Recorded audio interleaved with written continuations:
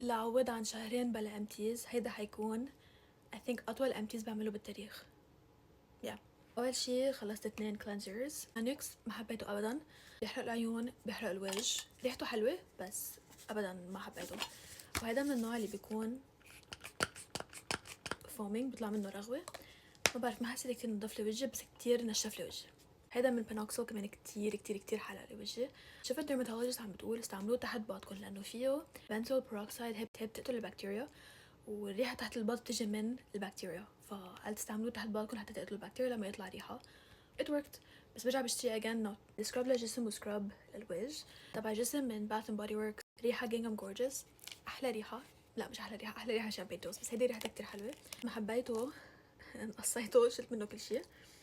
ريحته نظافة، هو سكراب وفيه بودي واش، فبيعمل رغوة. بعد ما تستعملوا بتحسوا حالكم كتير نضاف لأنه عم بينظف وعم بيحف بنفس الوقت. وسكراب الوجه من سيفورا، منه كتير قاسي ومنه كتير ناعم بالنص. it's perfect. قصيت 1 ريتينول، 2 سيروم و2 مرطب. الريتينول حبيته، هذا من بيوتي اوف جوسن، معصور على الاخر. باكجينج كتير حلو لانه بيشفط كل شيء. اللي هو هذا المفروض تستعملوه على عيونكم، اي ثينك هذا بيقولوا انه اي سيروم، بس كده بستعمله على كل وجهي كريتينول مرتين بالاسبوع قد حبه البازيلا، بس بدهنه على وجهي. بحس كل ما اقول لحدا انا عمري 30 سنه ما بيصدقوني، بس عن جد عمري 30 سنه. هود الاشياء كتير منيحه للمستقبل لحتى ضل هيك. سيروم بيوريتو it was okay، كان هو جل، طلعكم منه شيء، لا كان جل حلو بيرطب، بس مش شي هالقد واو يعني. سعره منيح بيرطب. كنت استعمله بعد التونر قبل المرطب، منيح بس مش شي واو غير لي حياتي. إذن هيدا الهيالورونيك أسيد من لافيجاد، أكيد تعرفوا لجاد تبع تقو موتو. I love him. بعت لي 4 شغلات، مع انه هذا كان كتير منيح. هذا الهيالورونيك اسيد مع انه كان كتير منيح، خلصته على الاخر ماشي فيه ولا لحسه عم تطلع منه. الاشياء اللي بعت لي اياهم اذا بدي احطهم بالتدريج، هذا رقم 4 مع انه اول واحد خلصته، بس الاشياء التانيين بالكولكشن السان سكرين والكلينزرز بيجننوا. اوكي انا هذا منيح بس هوديك بيجننوا. رح اعمل ريفيو كامل عن كل الكولكشن. عملت هذا من سان باي مي اسمه ال 30 day miracle. تعرف لكم فيه نتفه حتى تشوفوا التكستشر كيف جاي جل. اوكي هلا انا بشرتي كتير ناشفه، فلما كنت عم استعمله الصيفيه كان كتير منيح، بس لما قربت الشتويه بطل ينفعني. ريحته كتير حلوه. هو الفكره انه ميراكل 30 يوم، اذا عندكم حبوب، اذا عندكم تكستشرز، عندكم هيك. انا الحمد لله ما عندي حبوب، ما حسيت كتير هالقد بالفرق. انا عم بستعمله بيطلع لي ولا حبه، فبعرف اذا منه ولا انه بشرتي هيك صارت انه خلص صار عمري 30 سنه ما عادش يطلع لي حبوب ان شاء الله. هذا نفس الشيء، هذا من اورياج. حبيته لدرجه اني قصيته لانه بين الجل والكريم ما حسيت انه بيرطب كفايه لبشرتي. شو علقت على شعري؟ يطلع لي كريم على شعري حلو. واذا بشرتكم دهنيه تحبوه، بس انا بشرتي ناشفه ما كان كفايه. خلصت ماسك، هذا من بايو دانس، بحبهم هودي الجيل ماسك، الكولاجين ماسك، ما بعرف شو. هلا هن فزلكه وغاليين منهم رخاص، كل واحد من هودا حقه 3 أو 4 دولار، والنتيجة ما بتضاين وقت طويل، يعني يومين 3 وبرجع بشرتكم عاد. هول يومين 3 بحسوا بشرتكم هيك ناعمة وهيك بلوم. حبيت النتيجة بس مش لدرجة اني استعمله بهالقد باستمرارية، انه اذا بدي استعمله 2 أو 3 بالاسبوع it's not worth it. حلو للمناسبات، حلو اذا هيك فزلك هيك. يعني بحس بالذنب لانه في كتير ويست، يعني كل ماسك بيجي بهيدي، وفي الماسك وفي الاوراق اللي بقلب الماسك وما بعرف. اخر شي بهذا البارت عندي 3 مينيز. بحب المينيز لانه هيك بقدر اجربهم انا بقرر اذا بدي اجيب الفول سايز ولا لا. فيرست ايد بيوتي الترا ريبير، مع اني كنت قبل كنت كتير حابه لهالبراند، بس ما عجبت الايامني، ما بعرف ليه كل مره بتحرقني، فهيدا استعملته مره على وجهي حرقني، استعملت الباقي على ايدي. بيوتي بروجكت بجنن، اسمه اكستريم كريم، بجنن. هيدا من سمر فرايدايز، الريتش كوشن كريم الترا بلومبينج مويسترايزر، كتير بيرطب، كتير ناعم على البشره. هيدا عم فكر اني اشتري، هالقد حبيته. ابدا ما بعمل بارت 2 انا بهول الاشياء، بس هيدا انه خلص مضطره اعمل بارت 2. اول بارت من الامتيز كان عن غراض تبع البشره، رح اعمل عن شعر وجسم. الشعر خلصت اول شي هيدا الماسك من عند فيجا مور ام باتيو نتفه. شوفوا كيف بيطلع التكستشر، جاي منه جامد، جاي هيك مثل الجل، ما بعرف كيف بدي افسره. ريحته كتير حلو، ريحه ورد. بدي اجيبه لما كنت بامريكا، جبت هيدا وال ليف ان بيقرف. I think ابشع ليف ان بستعمله كل حياتي، فما كنت كتير حاطه امل بهذا الماسك، بس عن جد حبيته. بس كتير غالي، انه منيح بس تسوباكي احسن بكتير، وهداك حقه 15.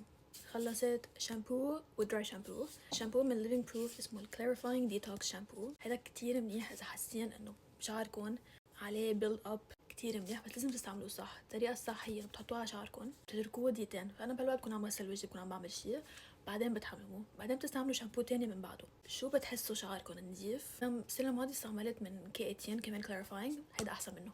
ال Got to be dry shampoo rocking it، ما بعرف شو. أنا كتير بحب الدراي شامبو لأن أصلا شعري كتير ناشف ما بزيت. استعمله أكتر شي كمان الفولي، بس كان يعمل كتير أبيض.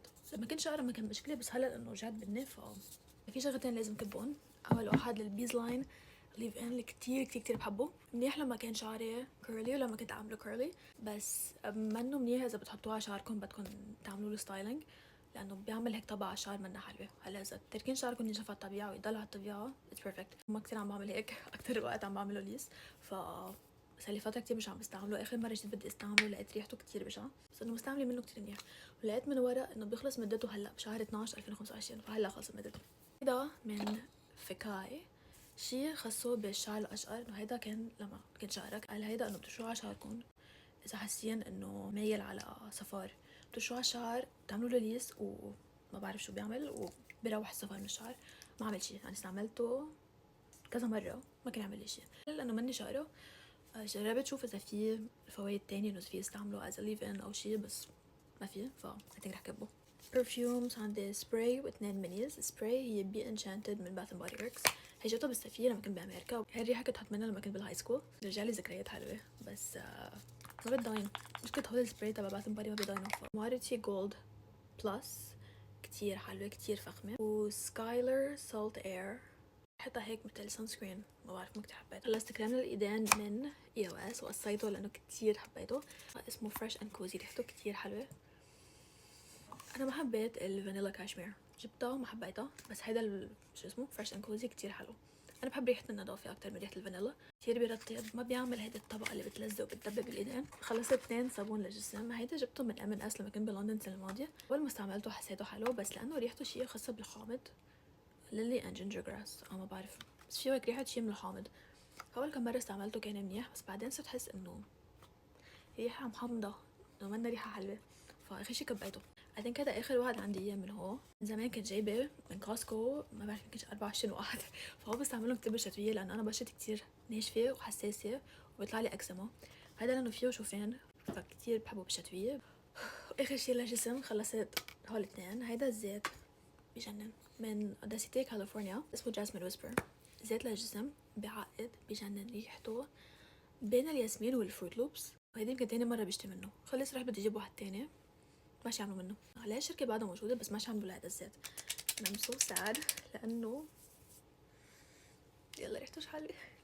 هيدا إذا بتذكروا سفية قلت لكم كنت عم بعزل غسالتي ولقيت كذا شي فيشي ولا روش بوزية وهالأخبار. هيدا لقيته اسنس كان بعده مليان، بس خاصة مدته I think خلصت مدته شهر 9 2024. برا حطه على وجهي هاد استعمله على جسمي، حبيته. أول مرة بستعمل شي هالقد مثل المي على جسمي، بس كتير حبيتها خاصة بالصيفية. الواحد ما بده شي هالقد سنيك، بس بده شي يرطب. عندي أنا تونرز تانيين استعملتهم على وجهي ما حبيتهم، فاثينك الصيفية الجاية رح استعملهم على جسمي. and that's it. هلا بعد في امتيز ميك اب، بس اثينك رح خليهم لاخر الشهر، بس اعمل اخر امتيز للسنة. anyways باي.